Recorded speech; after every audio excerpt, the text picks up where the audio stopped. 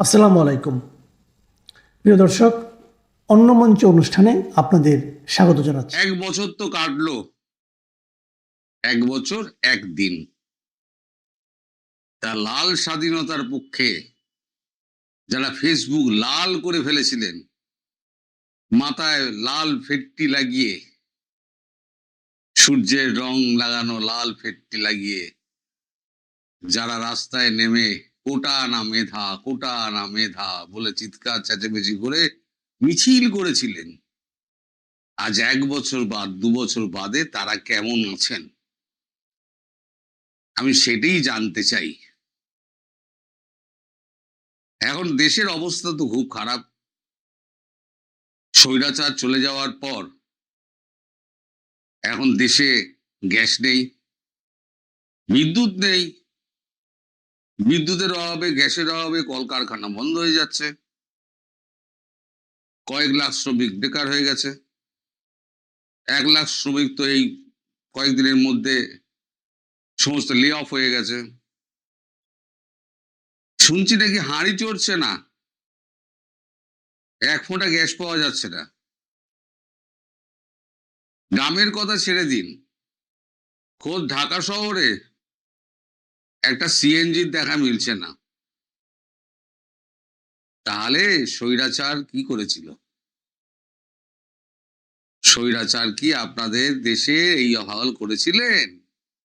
যিনি স্বৈরাচার ছিলেন তিনি থাকাকালীন কিন্তু আপনাদের গায়ে কিন্তু হাওয়া বাতাস লাগেনি, উল্টোটা বললাম, হাওয়া বাতাস লাগিয়ে ঘুরে বেরিয়েছেন।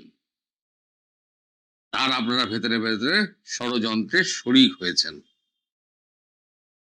ষড়যন্ত্রের যিনি কারিগর মোহাম্মদ ইউনুস এবং তার পারিষদ বর্গ, তারা তো দেদার ঝেড়েছে, দেশকে রসাতলে পাঠিয়েছেন।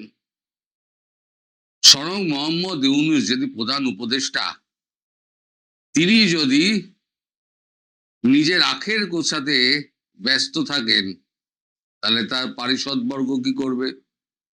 পারিষদ বর্গ যে যার আখের গুছিয়েছেন। এখন আখের গোছাতে গোছাতে এমন অবস্থা যে আপনাদের স্ক্রু টাইট হয়ে গেছে। তাই বলছি 2 বছর বাদে আপনারা কেমন আছেন? আগে যখন আমি 5ই আগস্ট 2024-এর পর যখন ভিডিওগুলো করতাম এই ইউনুসকে গালাগালি করে, তখন আমাকে চূড়ান্ত গালাগালি করা হতো এবং লেখা হতো, স্যার 1000 বছর হায়াত পাক। এখন হায়াতের দল কিন্তু সব চলে গেছে, হায় হায় করতে করতে চলে গেছে। যারা কোটা না মেধা, কোটা না মেধা বলে যারা মিছিল করেছিল, মেধা সব চলে গেছে জেলে, আর কোটারা সব চাকরি পেয়ে ঢুকে গেছে যে যার সস্থানে। এই তো হাল হকিকত।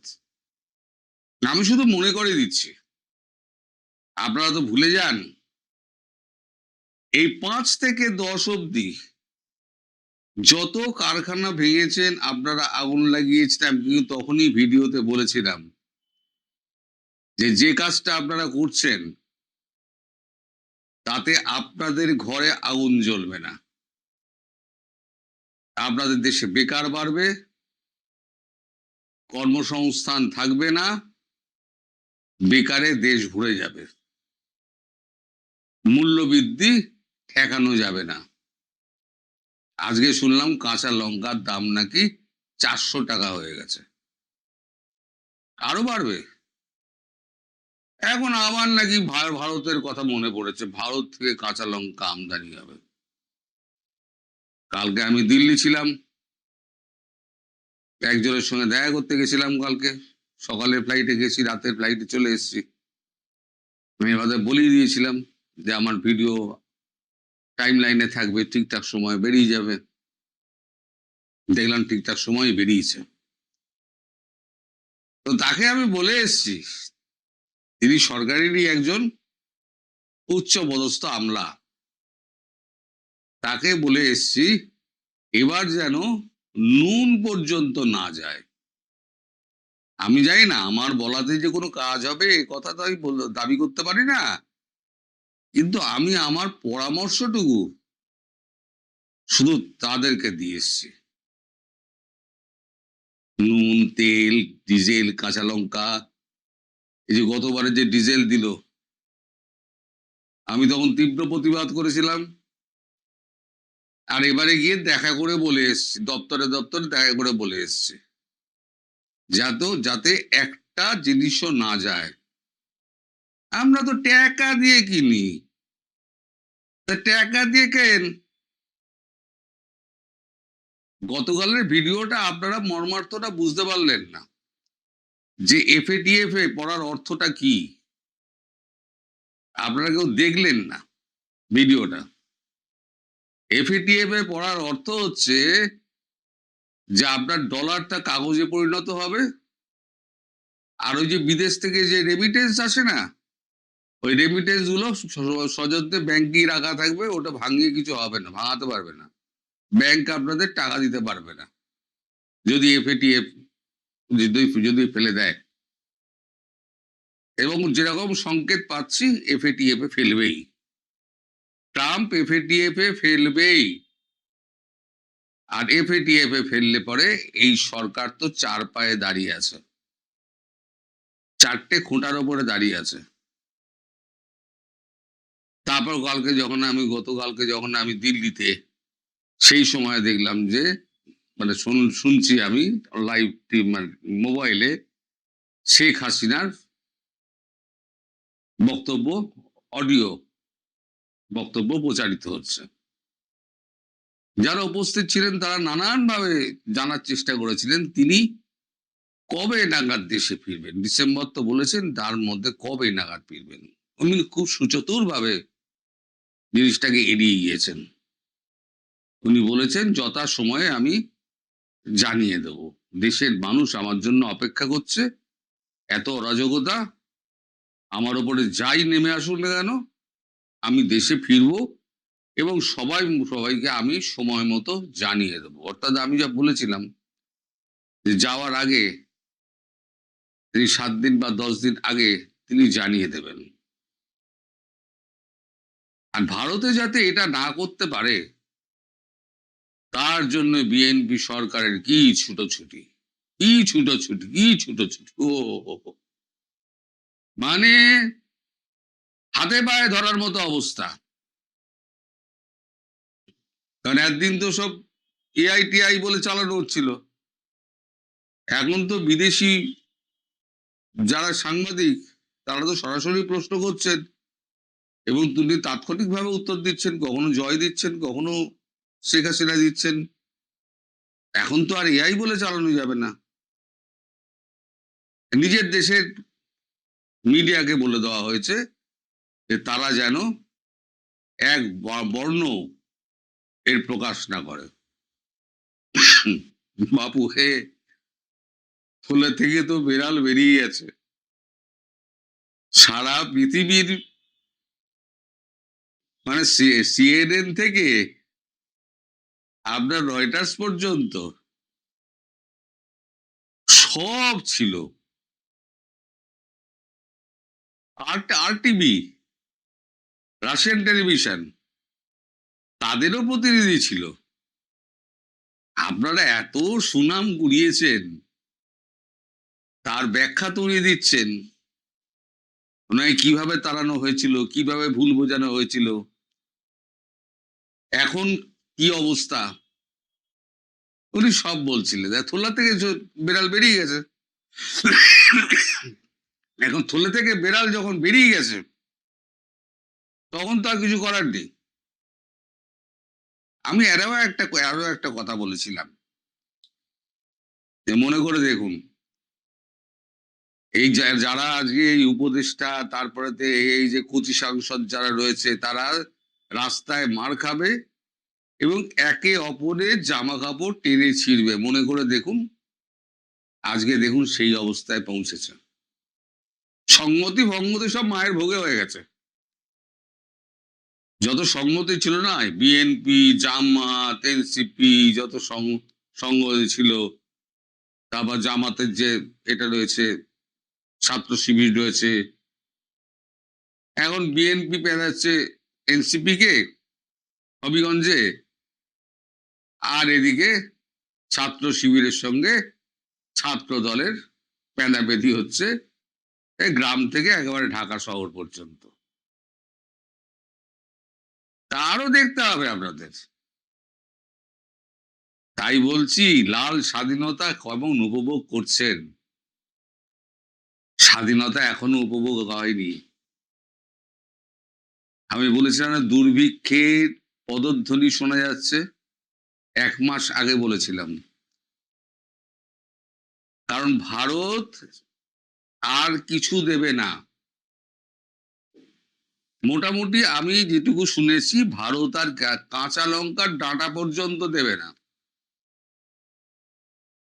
তেল টেল তো দূরের কথা, ধীরে ধীরে পরিবহন ব্যবস্থা ভেঙে পড়বে, লোকে অফিস যেতে পারবে না, রান্নায় চুলো জ্বলবে না, মানে গ্যাস থাকবে না, চূড়ান্ত বিদ্যুৎ সংকট, তার মধ্যে রাশিয়া হুঙ্কার দিয়েছে আমি রূপপুর পরমাণু কেন্দ্র বন্ধ করে দেবো। সব মিলিয়ে যা কীর্তি হবে বাংলাদেশটা, তারপরে যদি এফএটিএফ এর ঘাড়ে পড়ে, তাহলে আপনার 16 গলা পূর্ণ হবে। এর মধ্যে আজকে আবার একটা খবর পেলাম, দুর্দান্ত খবর। মানে বাংলাদেশে যে এত চোর ছিল আমি জানতাম না। এই যে আপনাদের তথ্য উপদেষ্টা ছিল ওই আপনাদের ফারুকির, সেটা কি 300টা ফলস কবর করেছিল। প্রতি কবরে নাকি সে 7.5 লক্ষ টাকা করে বিল করেছিল। এই করে নাকি সে 21 কোটি টাকা কামিয়েছে। তাহলে একটা কবরের পেছনে যদি 7.5 লক্ষ টাকা খরচ হয়, তাহলে আমি ভাবছি যে তাজমহলে আমাদের নিচে যে কবরটা রয়েছে মমতাজের, সেখানেও রত্ন লাগানো ফাগানো বোধ হয় এর থেকে কম দামে হয়েছিল। রত্নখচিত কবর। তা আমাদের ফারুকি যেটা করেছে সেটা হচ্ছে রত্নখচিত কবর করে দেখিয়ে 21 কোটি টাকা পকেটে ভরে, তারপরে তো আরো আরো আছে, এটা তো একটা ধরা পড়েছে, এটা বুড়ি বুড়ি বুড়ি বুড়ি বেরোবে। শুধু সরকারটা উল্টাতে দিন। ভারতবর্ষ আরো কিছু পাঠাবে না এই কারণে, কারণ আরো অস্থির হোক।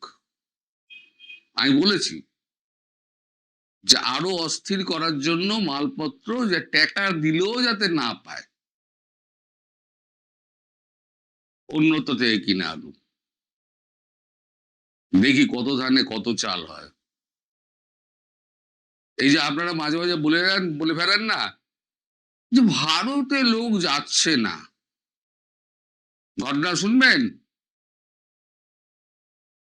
2653 জনের পাসপোর্টে স্ট্যাম্প পড়ে গেছে, entry not granted in India, stamp পড়ে গেছে। কারণ আমি বলেছিলাম না, এই সব মুড়োগুলো তুলে রাখা আছে, এই মুড়োগুলো যখনই যাচ্ছে ইমিগ্রেশন তখনই দেখছে, চেক করছে, চেক করে ওই ছাপটি মেরে দিচ্ছে। এখন ভয়ে আর কেউ মানে ইমিগ্রেশনের দিকে আসছে না। যারা বয়স্ক মানুষ টানুষ আছে তারা তারা কিন্তু পেরিয়ে যাচ্ছেন, যারা ওই দলের মধ্যে নেই। বিশেষ করে ছাত্র, যুব এবং মধ্যবয়স্ক ভীমরতি ধরা পুরুষ যেগুলো নেমেছিল, সেগুলো কিন্তু ভারতবর্ষে ঢোকা বন্ধ। মাফ করবেন, ঠান্ডা লেগে গেছে। তো এখন তো তারা সদুত্তর দিতে হবে। কলকাতার ব্যবসায়ীরা নাকি হাহাকার করছে। গত 2 বছর তো ডাকেই ছিল কলকাতার ব্যবসায়ীরা, আপনারা আসেননি ধনরত্ন নিয়ে। তা আমাদের কলকাতা আমাদের তো সংসার চলছিল না, এখন আবার নাকি এই সমস্ত গল্প টল্প ছাড়া হচ্ছে। এই যে হাস্যকর মিডিয়া, এই মিডিয়াকে কে বিশ্বাস করবে? আমি বলি না, ২ পয়সার দাম দেয় না কেউ বাংলাদেশের মিডিয়ার। তার উপর আবার ব্যান করেছেন। শেখ হাসিনার খবর ছাপানো যাবে না। তা শেখ হাসিনা কি কখনো বলেছিলেন যে অমুক টিভিকে, অমুক কাগজকে যে না তারেকের খবর ছাপা যাবে না? তারেক তো কত অনলাইনে ইন্টারভিউ দিয়েছে। শেখ হাসিনা তো বারণ করেননি। তাহলে আপনাদের শেখ হাসিনাকে ভয় কেন এত? ভয় তো আপনারা এসে সব উপরে উঠে গেছে। যারা বোঝার তারা বুঝে নিন, সব উপরে উঠে গেছে। এখন একটা টোকা মারা, 4টে পায়া যে আছে সেখানে একটা পায়ে টোকা মারো, হুড়মুড় করে তাসের ঘর ভেঙে পড়বে। তাসের ঘরের ওপরে প্রাসাদ হয় না। প্রতারণার মাধ্যমে পাওয়া ক্ষমতা দীর্ঘদিন ধরে রাখা যায় না। এবারে আর একটা খবর বলি, 22টা দেশ না 24টা দেশ প্রধানমন্ত্রী তারেক রহমানকে চিঠি পাঠাচ্ছে। 2-4 দিন বাদেই আমি খবরটা দেব। চিঠি পাঠাচ্ছে যে এই যে আপনাদের আন্তর্জাতিক অপরাধ ট্রাইব্যুনাল হয়েছে না, ওইটা বাতিল করতে হবে। নালে কূটনৈতিক সমস্ত সম্পর্ক তারা ছেদ করবে বাংলাদেশের সঙ্গে। বাংলাদেশ কাকে নিয়ে থাকবে? একে অপরকে নিয়ে থাকবে, তাই তো? রংপুর সিলেটকে নিয়ে থাকবে, আর ওই সিলেট একে নিয়ে থাকবে, রংপুরকে নিয়ে থাকবে। নিজেদের মধ্যে ঘুষোঘুষি মারামারি কর। তবে আপনারা যারা গতকালের ভিডিওটা দেখেননি, বোঝেননি, তারা কিন্তু ভিডিওটা দেখুন, বুঝুন।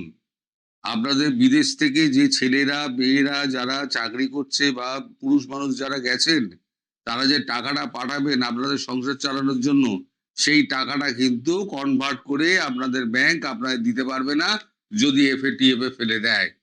এবং সেটা কিন্তু ফেলার সম্ভাবনা খুব শিগগিরই আছে, আমি আপনাদের আগাম বলে দিলাম। সুতরাং যার যা আছে এই বেলা তুলে দিন, যদি বা কিছুদিন আপনারা সরকার পড়ে যাওয়ার পর নতুন কিছু হওয়ার আগে অবধি চালিয়ে নিতে পারেন। আমার এই সদুপদেশটা মানুন, যার যা টাকা আছে ব্যাংক থেকে তুলতে শুরু করুন, তুলে ঘরে মজুত করুন। এরপরে একটা পয়সাও ব্যাংক থেকে পাবেন না। সবাই ভালো থাকবেন, সুস্থ থাকবেন, সাবধানে থাকবেন।